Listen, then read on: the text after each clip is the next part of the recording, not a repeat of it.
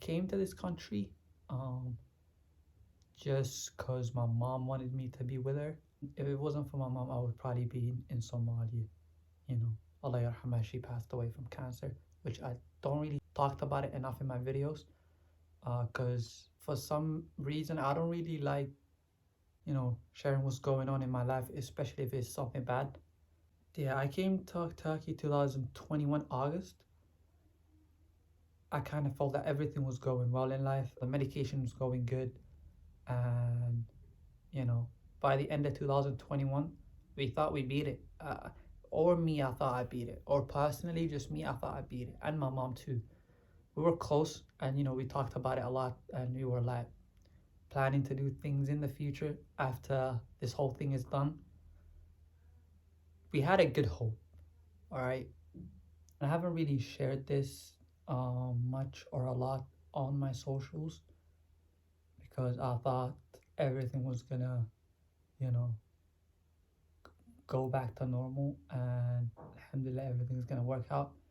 I had a good hope, all right. I had a good hope, and me looking back at it now, I wouldn't change anything, but I would kind of, you know, thought of the other side. I wouldn't, you know, I would take some time to think of the other side. The point of this video is not to make people feel sympathetic for me or kind of feel bad for me. No, alhamdulillah, I'm good. This video is just you know, help at least someone or anyone that kind of feels like they're going through what I've went through, or just wake them up, hopefully. I did lose everything as it says in the title,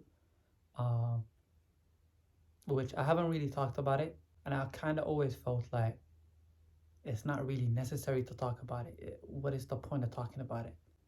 And I don't think I'll be here, you know, I don't think I'll be here without my mom.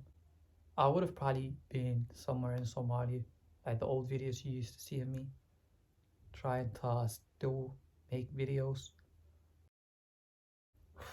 Alright, here are some of the things that I kind of took away from 2022. Number one being, don't take everything for granted. You don't owe nobody nothing. Just, you know, be grateful for whatever you have. Appreciate the things you have more, because you'll never know when you're gonna lose. But I walked into 2022 January with optimistic mind, going to my uni, in a dorm, meeting new people, in my head thinking everything's going back to normal, and you know, alhamdulillah, until Ramadan. Then I kind of felt that I should be with my family for Ramadan. I did the first 20 days of Ramadan in the dorm with my friends, college students, uni students. But the last 10 days I felt like I needed to be with, you know, my family, with Hoya. This is more of my 2022 recap and lessons to you on things I kind of noticed and you shouldn't ignore. If you feel something deep down, and you know you should be doing something, always follow your guts. Always, if you genuinely feel like you need to be doing something, go and do it.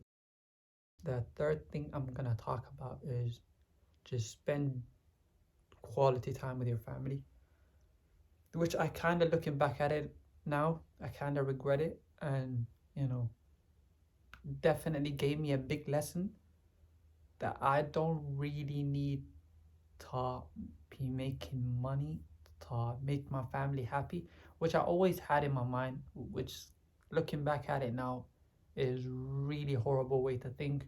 I always thought, you know, if I made good amount of money and you know, bought my mom a car or my dad a house, that's the only thing I needed to prove myself, or you know, that's the only thing I didn't really value my time spending with them as, you know, something important, which I would, you know, kind of, this is my advice to everyone.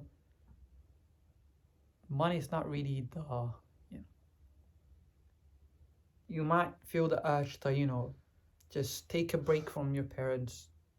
They don't really need much time with you. You spend your whole lifetime with them.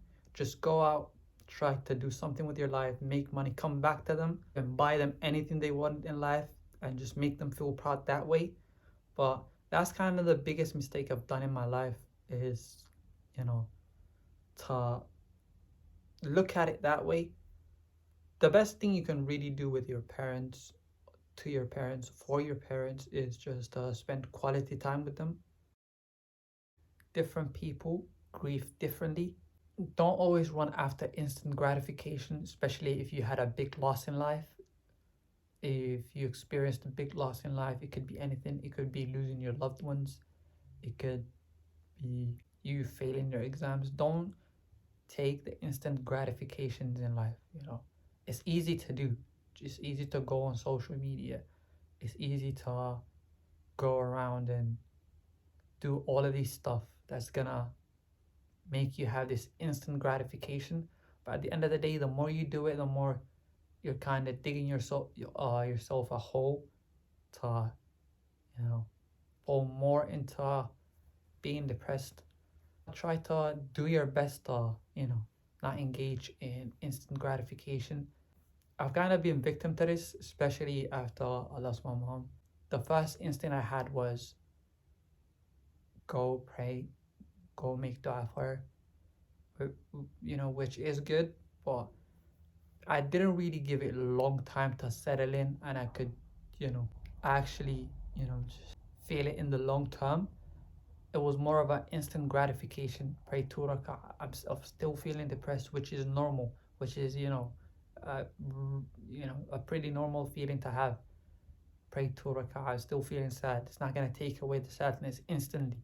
So you need to keep doing it more. Don't run after instant gratification, especially if you had a big loss or you're feeling sad, which kind of led me to, starting off a bad habits, going on Snap, talking to multiple girls, and kind of made me chase after instant gratification, talk about things I shouldn't be talking with girls. And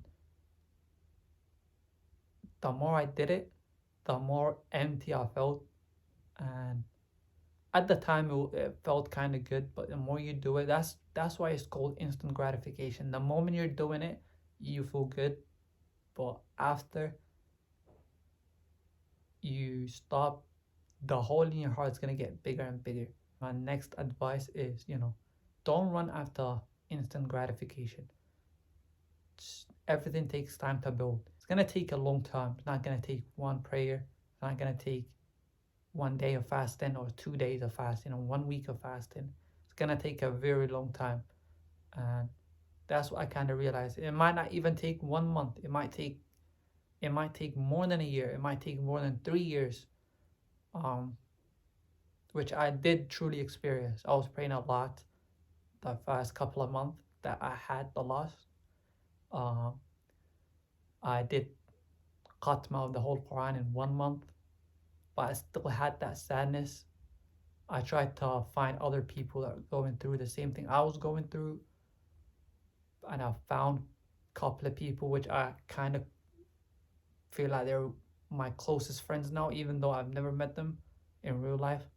But the point is, long-term gratification doesn't always mean 1 month or 1 week, or it could take 1 year, it could take 3 years. So give it a process. And my last point is kind of getting dark, but my last point is Allah has planned for you.